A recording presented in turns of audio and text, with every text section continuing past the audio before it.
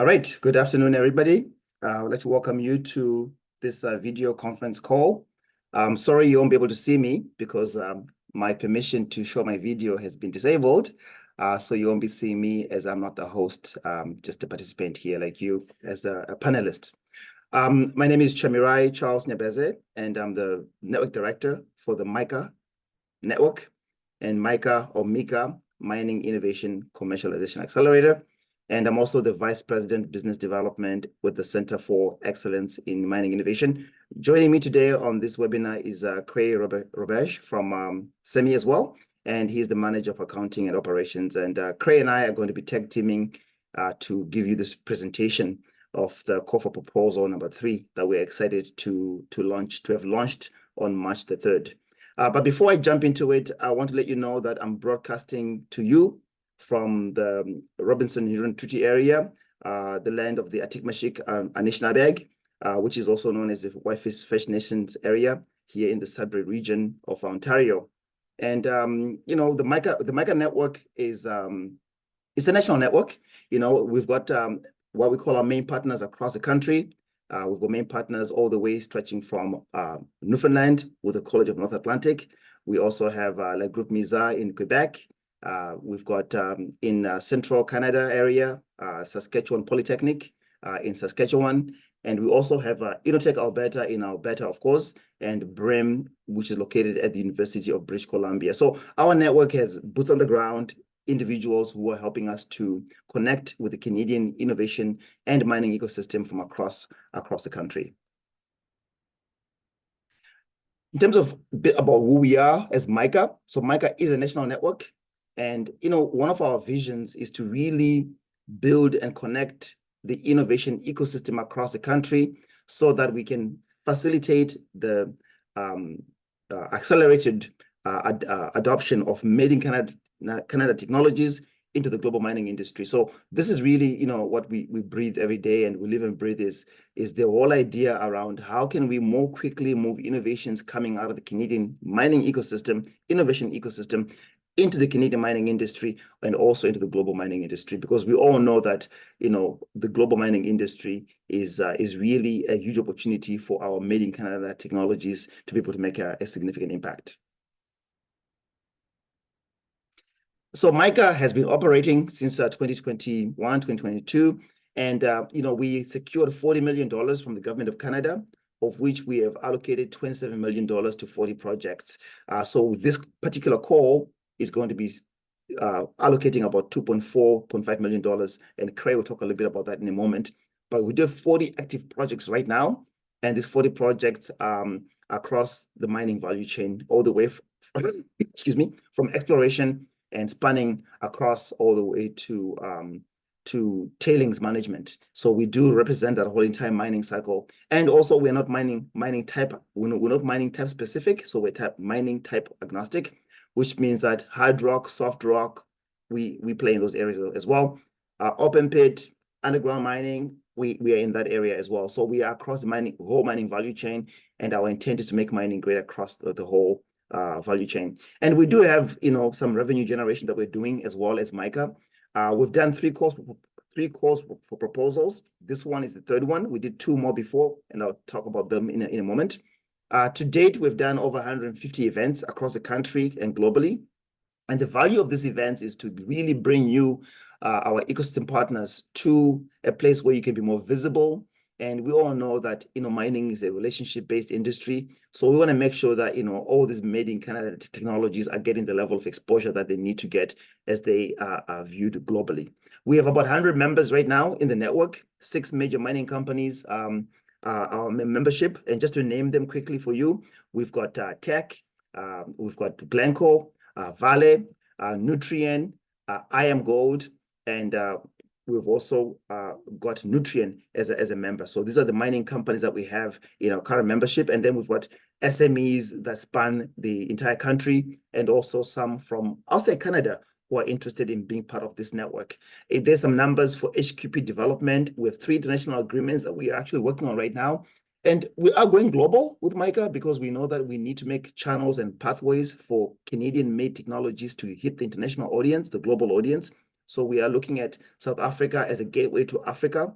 We're also looking at exploring ways to work with Germany, Chile, Peru, Mexico. And this is some of the areas, including Kazakhstan. These are some of the international areas where mining is booming, or mining technologies can be found. So working with them as well. We also have an interest in working with academic institutions. And so we've got some engagements that are ongoing right now with academic institutions. Here's what we did for CFP number 1 and number 2. So CFP just is another way of saying call for proposals. So we have allocated a total of $26 million. And you can see that we've leveraged the $26 million to about 134 million Canadian. And in total, 40 projects. You can see the spread of the projects, again, emphasizing our national outreach and our national interest in advancing innovation across the entire Canadian mining value chain. So in Alberta, we've got 6 projects, BC 6, Newfoundland 4, Nova Scotia 1, Ontario 16, Quebec 6, and Saskatchewan 1. And we're looking for more projects, obviously, across the entire country, but you can see where we've allocated the public's money as well. We do have a membership model, and I thought it was important to mention it. Its membership is not necessary for you to submit your phase 1 application. I want to emphasize that. You don't have to be a member to submit your phase 1 application. But when you go to phase 2, if you're invited to phase 2, there's a membership requirement. I also want to emphasize that membership is not just about you being able to apply for funding. The MICA network itself has a value in the network that you can leverage to move things forward. So you can see here that we do have membership for individual, professional, SME level, junior mining companies, and also large companies. The large companies are 500 plus employees that are not mining operations. And on the mining operation side, we have a tiered structure. We've got tier 1, tier 2, and tier 3 members that we are working with for mining companies that can join the network. So you can see the different kinds of mining operations can also participate. I want to also emphasize that we do have an international membership as well. So we're open to getting that international audience as well to come and join us. I also want to mention, for those of you who are newly joining the call right now, that we will be sending these slides to everyone who registered for the webinar. So don't worry about writing things down too quickly. This will be in your hands as soon as we're done this call for sure. Now I'm going to jump into speaking to you about the call for proposal itself. Again, I want to emphasize we launched March the 3rd at PDAC on the pavilion, the Northern Ontario Mining Showcase Pavilion. March the 3rd, we launched CFP number 3, and we're closing it on March 29. I know there's been some confusion on that March 29 date. Some of our publication, it said March 18, but I'm correcting it now for everyone. March 29 is when you need to submit your proposal by, so don't feel that you're too rushed to get that done. Now I'm going to pass it over to Cray, who will speak to you about a bit of an overview on the money side of things. Cray, please go ahead. Hi, everyone. I'll just jump right into it here. As Chamarai had discussed earlier, we have roughly $2.4 million to allocate to projects for the CFP3. We have, in the past, we've allocated the $26.7 million for CFP1 and CFP2 already. So we're just looking to spend the rest of it on this third call. We are looking to support the development of innovative mining solutions, technology readiness level 5. If there's anybody in the call who doesn't understand the TRL scale, I could talk about it later. You could ask questions after I'm done these slides. We'll be funding up to 30% of total eligible project costs. So that meaning, suppose your project is, $1 million, we will fund up to 30% of it, which is 300,000, and it'll be up to the successful applicants to secure the remaining funding for the other 700 grand of the project. The projects selected for funding will incur program management fees equal to 15% of MICA received. So successful applicants, I'll just jump to the bottom here quickly too. It is quarterly claim based. So successful applicants will submit the claims on a quarterly basis, like Q1, Q2, Q3, Q4. The claims will be for costs that are incurred in that specific quarter. So for example, suppose from January to March, your total eligible project costs are 300 grand. You will submit the financial claims package, which again will be given to the successful applicants pre-project start. And you will submit an invoice to us for the 30% of that 300,000. So 30% of 300K is at 90,000. Once the funds are deposited into your bank account, we will be providing an additional invoice for 15%, which is the project management fee. No, it cannot be deducted from the initial invoice. It is a separate transaction. So once the money hits your bank account, we will then send you an invoice for the 15%, which in this example is $13,500. And you could pay for that with either the MICA funding received, other source of funding, the company cash, however better fits your needs. Note the level of combined financial assistance from all government, federal, provincial, territorial, and municipal sources may not exceed 75% of eligible costs. So in this case, we are funding up to 30%. So you have 45% of additional percentages to allocate towards government funding. If that does exceed the 75%, so suppose you receive 30% from us and 50+% from other government, there will be penalties, and that is something that is discussed at a later date when it's found out. But yeah, just make sure when you are applying that you do stay below that 75%. It's very, very important. Yeah, so this is just like another example, just a visual of what I was explaining earlier. It is a 2-to-1 match. So in my example, I had $1 million, but say 750,000 total project costs. We will be funding 250,000 of it. You must find additional sources of funding for the remaining 500,000.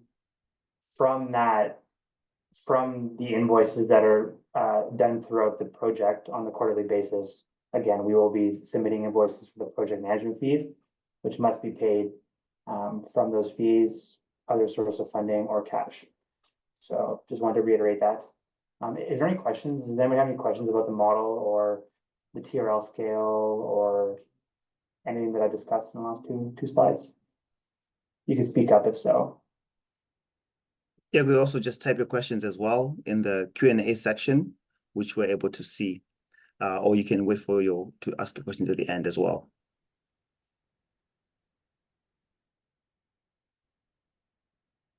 All right. Okay, so maybe I'll move on, Cray, from here. Yeah. Okay, perfect. Okay, let's move on. So Cray will come back in and speak to you about some of the eligibility guidelines or eligibility criteria, and we will answer your questions as we read them in the chat box there as we get them. Okay, so we have 4 technology theme areas that we're looking for projects under these 4 technology focus areas. And I want to just remind everyone here that, you know, who might not know this, that the reason why we arrived at these 4 technology focus areas is because we did some research on where mining challenges were. And again, we did this research 2-3 years ago initially. And again, these areas are still very prominent for mining. Mining does have a bit of a productivity challenge, so we need to get that sorted out with the right technologies in a greener and cleaner way.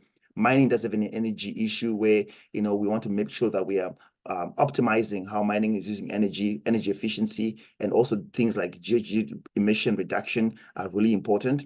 Mining needs to get smarter. And I think we can all appreciate that with the data that we're collecting in the mining industry, we need to get better performance out of the data that we're collecting. And I think, you know, as we move towards autonomous mining, where we have less people working in dangerous places, there's a huge requirement for us to be able to get that data piece right so we can make decisions faster, better decisions faster, something I learned yesterday. And then environment is also an important pillar, and really ties down to that whole ESG piece as well. You know, the whole idea of reducing environmental risk and long-term liabilities is critical and important. So these 4 technology areas, if you're wondering now what kinds of projects fit underneath those 4 technology focus areas, I'm going to just go through maybe highlight a couple of areas. So when we think about reducing energy consumption and GHG emissions, things like heat recoveries come to mind. Electric vehicles, obviously, things like alternative energy sources like microgridding, whole mine electrification, and reducing energy in comminution, ventilation. These are some of the areas and some of the technology types that we're looking to support at that high TRL level. The other pillar that we mentioned earlier was the increased mine productive capacity at lower costs. You can see here that the future of mining is obviously smaller equipment, using things like remote autonomous mining technologies, things like directional drilling, more targeted mining can all help to increase the productive capacity. And things like, ore sorting, even optimizing supply chains and machines like being demonstrated by Vale right now, the mechanical rock excavation equipment. All these types of technologies are important to help to improve the productive capacity of the mining industry. Another area here is the reduced energy consumption and GHG emissions. You can see here that this area here, we're looking at technologies that are going to help to optimize how mining uses energy. So things like clean energy generation are important. Again, the BEVs come in here. Whole mine automation comes in as well. That can help reduce that energy consumption. And then another area here is, again, the smart autonomous mining systems. And I won't stay too long on this here, but you can see all the kind of nice high-tech stuff that we all talk about is really important for us to be able to make mining better.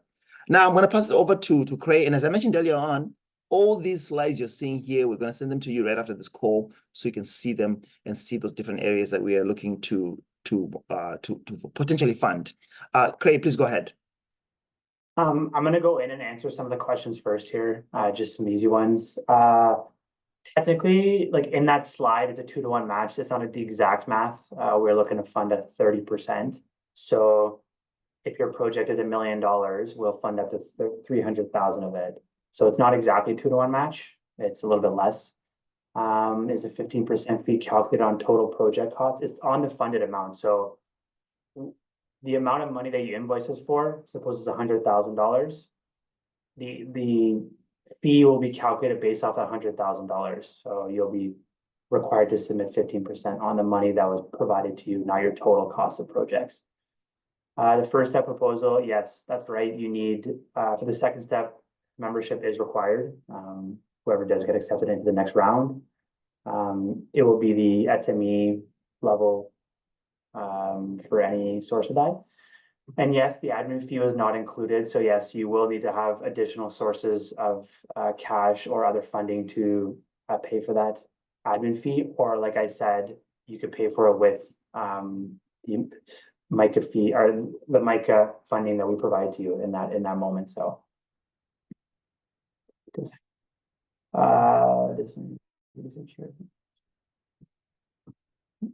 Chairman, right? If you can go ahead and answer that last question or the last two questions. Okay. Yes, I will update the slide before I send it out. Andrew, thank you for that question. What are the details from? So Steve has a question. What are the details from the funded programs what are the details from the funded programs from CFP 1 and 2? Steve, I'm not sure what your question is. Maybe you want to just rephrase that question. If you can just rephrase it, and then maybe I'll come back to you once we pass this particular session. But I think what I'm going to also say is that any questions in here, we're actually going to answer these questions, okay? So, and we will send out another Q&A, maybe FAQ bullet that sort of answers this particular question. So we're not going to lose your questions. We'll ask them for sure. But Steve, could you please just maybe rephrase that question, and then we can answer that question more clearly. But Craig, I'm going to hand it back to you now to go over those eligibility components, please. Yeah, absolutely. So as noted on this slide, applicants must be carrying on business in Canada, presence in Canada, and be incorporated in Canada as well. Existing funded projects, so from our CFP 1 and CFP 2, they can apply for CFP 3 as well, as long as they fit the proper criteria as noted above. Eligible projects, they must be completed by the end of March of 2026. This program is specifically done in September, and we need time to get all the documentation into the government by then. So March 2026 end date. Eligible projects must have the participation of a minimum of 1 Canadian SME, and ownership of eligible project intellectual property created through MICA support will remain in Canada for a minimum of 5 years after the end of the funding. So again, any questions, just put it in the Q&A and we'll discuss at the end. All right. And yeah, we will be coming to the Q&A as soon as we're done this particular part. Thank you, Craig, for that. Okay, in terms of the application process itself, so again, it's a two-phase application process. Phase 1 is to be completed as per the instructions we provided. So if you go to this particular link, you'll see over there's actually a link where you can go and submit your application. You can actually create your account and type your application over time to submit it. So you don't need to rush to get it done in one sitting. So you can do that as well. Just submit it when you're completed at the very end by hitting the submit at the very, very end of the sections in there. So once phase 1 is completed submission, and I'll talk a little bit more about that, but we do have an industry expert group that's going to look at the incoming proposals at a high level to rank them. But once we get the phase 2 applications, we are going to move those into another review process where we have a project selection committee made up of subject matter experts that are going to be able to help us to select the approved projects. And then obviously our board is going to be involved, the board of SEMI, the board members will be involved in finalizing that approval process with some endorsement coming in from the federal government. And again, applicants may submit more than one application if they wish. And also previously funded applicants can also submit an application for funding for this round. Now, when you log into the system that is going to ask you for your application details, there's 3 different sections. So section 1 is asking you some very generic questions, about your company, do you service the mining industry? Are you currently servicing mining clients? Your length of time servicing the mining industry, etc. When you incorporated, are you a subsidiary of another company, number of employees, and also if you're publicly listed. So that's kind of section 1 questions. And then section 2 is again your project name, project description, going down to also asking specifically how much money do you want from MICA? So your MICA funding request, how much the total project itself costs, and also what TRL level your project is at. Now, when you go into the TRL section of the application form, it will explain to you what the different TRL levels are. And also we need to know the project duration. We want all projects to be mature by March 2026. So that's kind of when we want to be able to see them all done. We also want to know, are you working in any other provinces? And then also, will any of the work be done in any international destination? This is a question that has been asked of me through some of the emails I've been getting as well, is can any component of the work be done internationally? And the answer for that is obviously yes, but with some rationale as to why it cannot be done in Canada. Section 3 is really where we get into the actual questions about your technology and your project. So, what is the mining industry problem challenge that is targeted by this project? What is your proposed solution? And then obviously explain why it's an innovative solution. And then some of the questions here, I won't read all of them, but will this project create a solution that may be applied in other industries? That's something really interesting for us as well, is that we want to know if there's multiple utilization of the innovation that you're creating. In terms of the timelines, again, March 29th is the deadline to submit your applications. The ranking starts on the 2nd of April and ends by the 12th or so. On April 16 is when we want to be able to send invitations out to submit a full application. And then those invited to full application, we're going to host another meeting just like this, but to talk about the full application itself. And we are hoping to get all applications completed by May the 10th. So you can see our timelines are rather tight because we want to get this done in good time so that you have more time to do a project leading up to 2026. Again, in May, there'll be a project selection committee meeting. The semi-board decision is in May, government endorsement in June, and we're actually looking to have an event in Toronto in June, mid-June, maybe hopefully mid-June, where we're going to be announcing which projects are being funded. And at that event, we're also going to bring other members to be able to showcase some of the technologies. And this is what we do. We want to bring exposure to the technologies that are coming through MICA. I want to just take a moment here to let you know that currently we have these mining companies that you see the logos of here on what we call our MICA Industry Expert Group. So when we receive all of your phase 1 applications, these are the mining companies and others. I put some boxes for the others that are still kind of being confirmed. We're expecting about 19 mining companies in total to be able to look at your phase 1 application, and they will rank it. Is it useful for their company? Is it useful for the industry? So there'll be that kind of questioning happening where we want to make sure that we're asking those key questions of the mining companies. The voice of the customer is important, of course, and we want to make sure that that's incorporated into our process. And again, just to go again over the timeline, you can see here is that we want to do those funding announcements by June of this year in Toronto, where we can do that event, where publicly we can let everybody know what is being funded moving forward. Okay, so if you have any questions outside of the ones we're going to answer in the next couple of minutes, you can contact myself. Here's my email address here. And you can also contact Carl McCall, who is our Commercialization Services and Member Relations Director, and you can see his email here as well. So what I'm going to do now is open the floor for questions, but I want to go with the ones that are in the chat box, and we can go from there. So Luis has a question. The question is, it is written that existing funded project recipients can apply for CFP3. What if the Canadian SME involved in a mining company project is not one of the company? Oh, that's fine. So any company in Canada that's incorporated in Canada can apply for this funding round for phase one. They can put a phase one application. So there's no restrictions as to, you know, who can actually apply for the phase one. In terms of details, Steve, I will be sending an email to everyone who registered with a listing of all the CFP number 1 and CFP number 2 projects that we're funding right now. There's 40 projects in total from across the country, and I'll be sending you a slide deck for each of them so you can see who those companies are. So if anyone has any other questions, please just type them into the chat box here. I'll also look at the other chat box to see if there's any questions here. Do you need to be members to apply of MICA to apply? Again, this is Perez has a question. No, you don't have to be a MICA member to apply for the phase one. Phase two, when you get into the phase two application, that's when you need to be a member. But I'm going to let you know that as a phase one applicant, your technology and ideas are going to be put before the mining industry. So don't look at it lightly, you know, that submitting a phase one application is actually a very good thing. Also, our main partners, the ones I showed you from across the country, the 6 different regions, we will have them also look at these phase one applications. So you will be getting feedback, not only from our mining company group, but also from our teams on your application. So there's a big win for you to submit your application.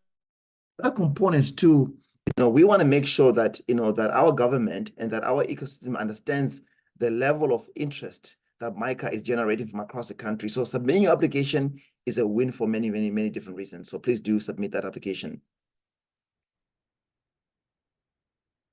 Yeah, so Nancy, your question about Nancy's question is what are the criteria about project partners? Must they be Canadian companies or university? They can be Canadian companies, universities, international partners.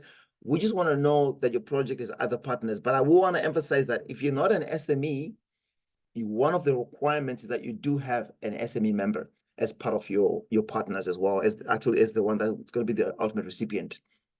There's a question from Adam. Adam, your question is about tailings. I think your question here is tailing pond management and water conservation technology part of your thesis? Yeah, for sure. Yeah, we have a huge interest in tailings and in water as well. So please, and we actually have funded some water projects, and we are currently funding some tailings related projects as well. So definitely those fit the criteria.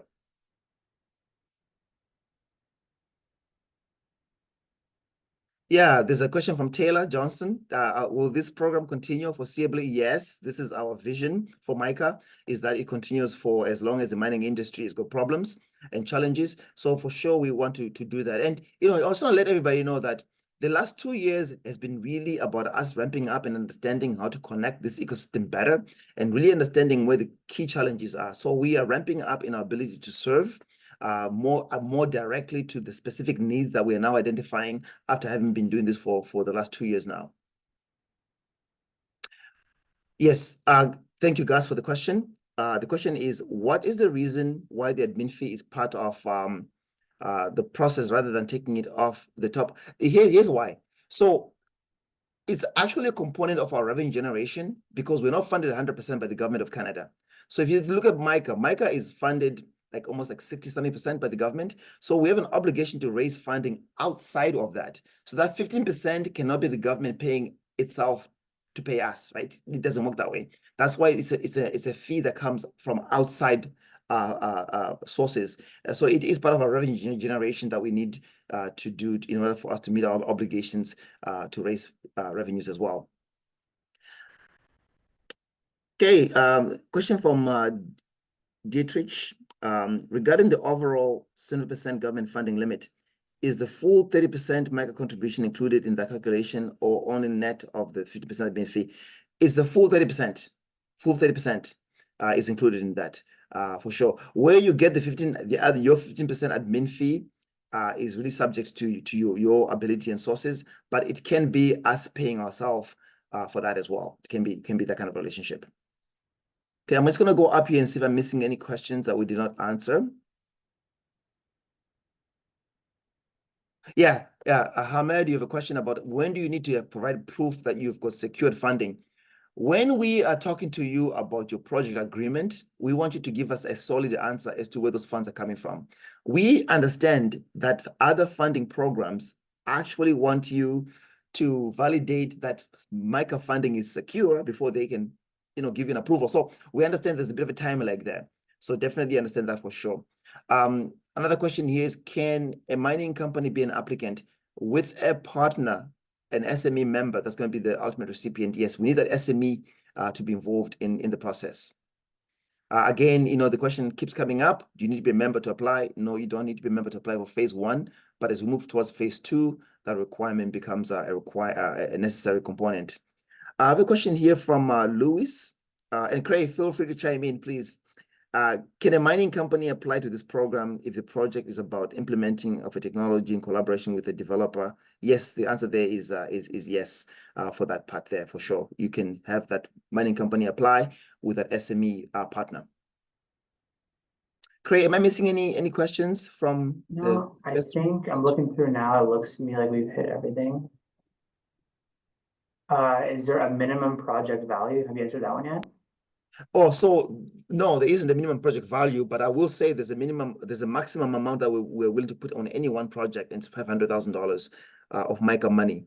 So please, don't feel restricted. If your project is billions of dollars, and we can only give you $500K maximum on an approved project. So just be clear on that one.